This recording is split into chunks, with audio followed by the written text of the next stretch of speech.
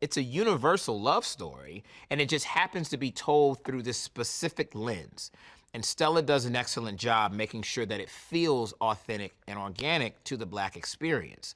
It's a love story that I think, whether or not you look like the characters on screen or not, you can find an entry point. You can find an area of relatability. When you think about some of the best stories that are told, it's not just about some specific attribute, culture, demographic. Usually, the best stories are universal stories that have a very specific point of view. The Photograph is no exception.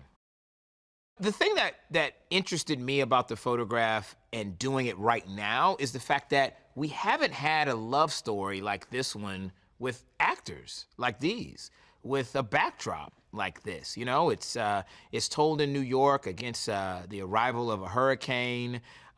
These are two young African Americans that are in love, and I think back to one of my favorite movies, which is Love Jones, directed by Ted Witcher. And that's a story that, I was probably around the age of Issa and Lakeith when I first saw that, maybe even a little younger. It stuck with me because it was such an authentic and true depiction of Black love for that time period. And so I was really interested in being a part and helping Stella to tell this story of love between these Black people today. When we started talking about casting, in my mind, Issa was the perfect person because she is somebody that has vulnerability. She is someone that can show strength, but at the same time, insecurity and awkwardness. She is somebody that you want to root for, and it's easy to invest in her character. But also, because you're invested in that character, it matters when they make decisions that you don't like. And that's the best kind of movie, when you're invested in a character and sometimes they let you down.